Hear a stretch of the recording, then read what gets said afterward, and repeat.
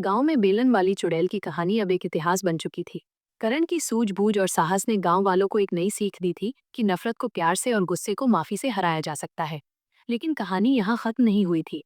करण ने बेलन वाली चुड़ैल की आत्मा को शांति तो दी थी, पर अब उसके सामने एक और चुनौती थी। गांव के बच्चे जो पहले डर के मारे शाम को घर से बाहर नहीं निकलते थे, अब खुले मैदानों में खेलते थे। लेकिन करण को उन बच्चों की उदासी महसूस होती थी। उसने देखा कि गांव में कोई ऐसी जगह नहीं थी जहां बच्चे पढ़ लिख सके या खेल सके। बेलन वाली चुड़ैल के कुएं के पास की जमीन खाली पड़ी थी, जहां से अब बेलन की खनकने की आवाज नहीं आती थी। करण ने रमा काका से बात की। काका, जिस जगह पर कभी चुड़ैल का डर था, हम उस जगह को एक ज्ञान का मंदिर क्यों न बना दे। रमा काका मुस्कुराए। बहुत अच्छा विचार है बेटा, यह एक नई शुरुआत होगी। गांव के सभी लोगों ने करण का साथ दिया। बच्चों से लेकर बूढ़ों तक सबने मिलकर उस जमीन को साफ किया। करण ने अपनी जमा पूंजी से कुछ पैसे लगाए और गांव वालों ने श्रमदान किया। कुछ ही महीनों में उस जगह पर एक छोटी सी पाठशाला बन गई, जिसका नाम रखा गया शांति निकेतन। यह नाम करण ने रखा था ताकि गांव वालों को हमेशा याद रहे कि जिस शांति ने कभी डर फैलाया था, उसी के नाम पर अब ज्ञान की रोशनी फैल रही है। स्कूल की शुरुआत हुई और गांव के बच्चे खुशी खुशी वहां पढ़ने आने लगे। करण खुद बच्चों को पढ़ाने लगा। उसने उन्हें गणित, विज्ञान और कहानियां सुनाना शुरू किया। उसकी कहानी सुनाने की कला ऐसी थी कि बच्चे बड़े ध्यान से सुनते थे। वो अक्सर बच्चों को बेलन वाली चुड़ैल की कहानी सुनाता था, लेकिन उसका अंत ये नहीं होता था कि चुड़ैल की आत्मा को शांति मिल गई। वो कहानी को आगे बढ़ाकर बताता था कि शांति ने अपने गुस्से को छोड़कर कैसे एक नई शुरुआत की। एक दिन जब करण बच्चों को पढ़ा रहा था, तो एक बूढ़ा आदमी स्कूल के सामने आया। उसके बाल सफेद थे और चेहरे पर झुर्रियां थी। वो रमा काका से मिला और पूछा, ये स्कूल किसका है। रमा काका ने उस आदमी को करण के बारे में बताया और कहा कि ये सब उस लड़की की वजह से हुआ है। बूढ़े आदमी की आंखों में आंसू आ गए। वो सीधा करण के पास गया और उससे कहा, बेटा, तुम्हारा बहुत बहुत धन्यवाद। करण ने पूछा, आप कौन हैं? बूढ़े आदमी ने मुस्कुराकर जवाब दिया, मैं वही हूँ जिसे तुम बेलन वाली चुड़ैल का पति कहते हो। गांव के लोग ये सुनकर हैरान रह गए। शांति का पति, जिसका नाम गोपाल था, इतने सालों बाद वापस लौटा था। उसने बताया कि जब वो गांव छोड़कर गया था, तो उसने बहुत मेहनत की और शहर में एक छोटा सा व्यापार शुरू किया। जब वो सफल हो गया, तो उसने गांव वापस आने का सोचा। लेकिन जब वो वापस आया, तो उसने अपनी पत्नी की कहानी सुनी। उसने लोगों से माफी मांगी और कहा, मेरी पत्नी बुरी नहीं थी, वो बस अकेली थी और उसे प्यार की जरूरत थी। गोपाल ने शांति निकेतन को देखा और उसकी आंखों में खुशी के आंसू आ गए। उसने करण को गले लगाया और कहा, तुमने मेरी पत्नी की आत्मा को शांति ही नहीं दी, बल्कि उसके नाम को भी अमर कर दिया। अब मैं यहीं रहूंगा और इस स्कूल को बड़ा बनाने में तुम्हारी मदद करूंगा। गांव वालों को अब विश्वास हो गया था कि प्रेम और माफी में कितनी शक्ति होती है। गोपाल और करण ने मिलकर उस स्कूल को और बड़ा बनाया। उस बेलन वाली चुड़ैल का कुआं, जो कभी डर का प्रतीक था, अब एक सुंदर बगीचा बन गया जहां बच्चे खेलते थे। गांव में अब कभी कोई कहानी सुनाता था, तो वो कहानी बेलन वाली चुड़ैल की नहीं, बल्कि शांति की नई शुरुआत की होती थी। यह कहानी बताती थी कि एक इंसान अपने गुस्से से नहीं, बल्कि अपने अच्छे कामों से पहचाना जाता है। और यही कारण था कि करण की कहानी हमेशा लोगों को ये याद दिलाती रही कि नफरत और डर को खत्म करने का सबसे अच्छा तरीका प्यार और माफी है। ये कहानी सिर्फ एक डर का अंत नहीं था, बल्कि एक नई और बेहतर शुरुआत का प्रतीक भी था। शांतिग्राम अब एक आदर्श गांव बन चुका था। जहां कभी बेलन वाली चुड़ैल का डर था, वहां अब शिक्षा, समृद्धि और खुशहाली का राज था। करण और गोपाल गांव के नायकों की तरह पूजे जाते थे। गोपाल काका ने शांति के अधूरे सपने को पूरा होते देख लिया था और करण ने अपना जीवन गांव की सेवा में लगा दिया था। लेकिन कहानी का अंत अभी नहीं हुआ था। एक दिन जब गांव के बच्चे शांति निकेतन के बगीचे में खेल रहे थे, तो उन्हें जमीन में गड़ा हुआ एक पुराना डिब्बा मिला। डिब्बा लकड़ी का बना था और उस पर धूल की मोटी परत जमी हुई थी। बच्चे दौड़े दौड़े करण के पास आए और उसे वो डिब्बा दिखाया। करण ने डिब्बा खोला और उसके अंदर से एक पुरानी डायरी और एक लाल रंग का छोटा सा बेलन निकला। ये वही बेलन था जिसे शांति ने फेंक दिया था और वो टूट गया था। लेकिन ये बेलन अब जुड़ा हुआ था, जैसे किसी ने उसे फिर से बनाया हो। डायरी शांति की थी। करण ने उत्सुकता से डायरी के पन्ने पलटे। डायरी में शांति ने अपनी पूरी जिंदगी का दर्द लिखा था।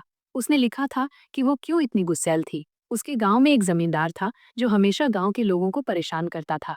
जमींदार ने शांति के पति गोपाल को भी बहुत परेशान किया था और उनसे पैसे छीन लिए थे।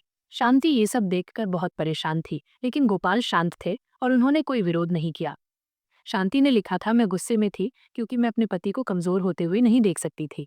मेरा बेलन मेरा हथियार था जिससे मैं जमींदार को डराना चाहती थी। लेकिन मैं अपने पति को समझा नहीं पाई कि मेरा गुस्सा मेरी कमजोरी नहीं, बल्कि मेरा प्यार है। ये पढ़कर करण की आंखों में आंसू आ गए।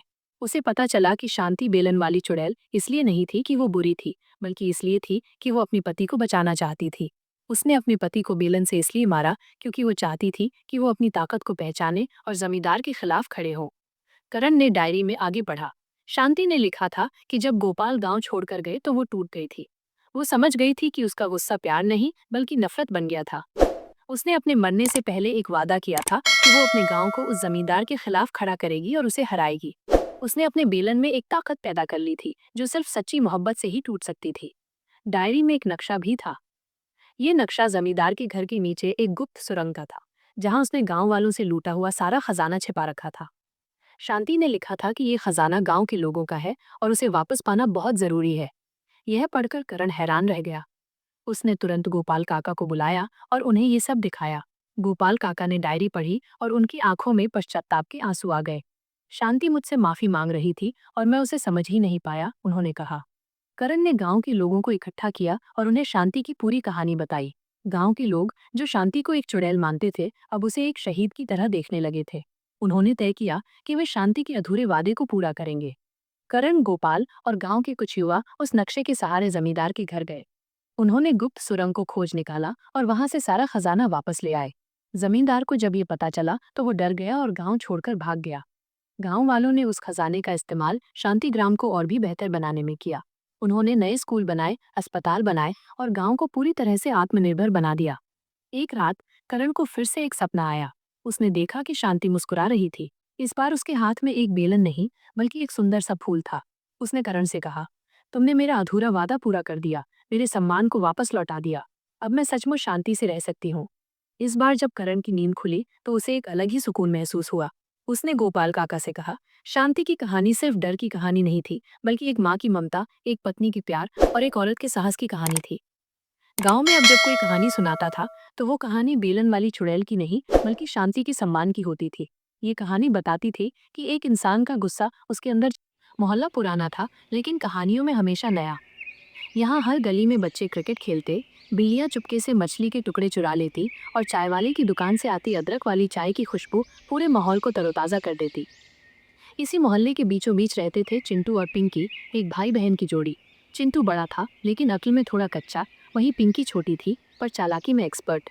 साल भर दोनों की नोकझोंक चलती रहती, कभी टीवी के रिमोट को लेकर, कभी आइसक्रीम की आखिरी बाइट को लेकर और कभी कभी तो बस इसलिए कि आज मुझे तुम्हारा चेहरा पसंद नहीं आया। रक्षाबंधन आने वाला था और मोहल्ले की हर बहन भाई के लिए राखी खरीदने निकल पड़ी थी। पिंकी भी अपनी मम्मी के साथ बाजार गई। उसे गोल गोल मोतियों वाली राखी बहुत पसंद आई, जिसके बीच में एक लाल पत्थर लगा था। लेकिन पिंकी को अच्छे से पता था उसका भाई उपहार देने में बहुत कंजूस है। पिछले साल उसने उसे गुलाब जामुन का एक डिब्बा दिया था, जिसमें से आधे जामुन तो वो खुद ही खा चुका था। दूसरी तरफ चिंटू अपने दोस्तों गोलू और पप्पू के साथ चाय की दुकान पर बैठकर एक बड़ा प्लान बना रहा था। गोलू ने पूछा, भाई इस बार क्या देने वाला है? चिंटू ने सोच विचार करते हुए कहा, सोच रहा हूँ कुछ ऐसा दूँ कि पिंकी साल भर याद रखे, लेकिन सस्ता हो। पप्पू ने मजाक में सलाह दी, फिर तो कंघी दे दे, तेरी बहन के बाल लंबे हैं। चिंटू ने नाक चढ़ाते हुए कहा, नहीं रे, वो बहुत सीधा है, मुझे तो कोई ज़बरदस्त आइडिया चाहिए। तभी दुकानदार ने पास आकर कहा, भैया राखी चाहिए क्या? देख लो, इस वाली की चमक ऐसी है कि लोग समझेंगे दुबई से लाए हो। चिंटू की आंखों में चमक आ गई। बस यही चाहिए। उसने 10 रुपए में वो राखी खरीदी और मन ही मन तय कर लिया कि उपहार में तो एक मोबाइल रिचार्ज कूपन ही चलेगा। रक्षाबंधन का दिन आया। सुबह से ही घर में त्योहार का माहौल था। मम्मी रसोई में पूरियां तल रही थी, पापा अखबार के साथ सोफे पर आधी नींद में थे और पिंकी फूलों का हार बना रही थी। जैसे ही घड़ी में 10 बजे पिंकी ने चिंटू को आवाज़ दी, आ जाओ भैया, राखी बांध दो। चिंटू बोला, हाँ हाँ, जल्दी बांधो, मुझे मीटिंग में जाना है। पापा ने अखबार के पीछे से झांकते हुए पूछा, कौन सी मीटिंग? चिंटू ने गंभीरता से कहा, गली के लड़कों के साथ लूडो टूर्नामेंट। पिंकी ने राखी बांधी, तिलक लगाया और मिठाई खिलाई।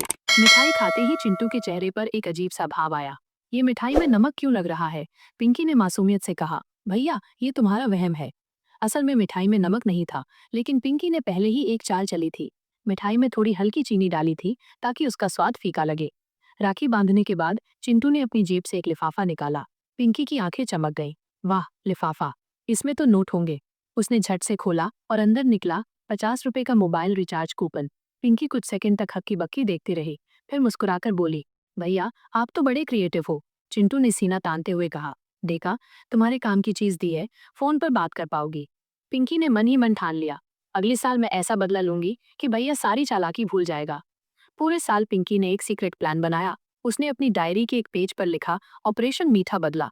प्लान बिल्कुल साफ था, राखी में गोंद लगाना ताकि उतारते ही बालों में चिपक जाए, मिठाई में हल्का नमक और हरी मिर्च का पीस डालना, और उपहार में जिम का सालाना मेंबरशिप कार्ड देना ताकि भैया खूब पसीना बहाए।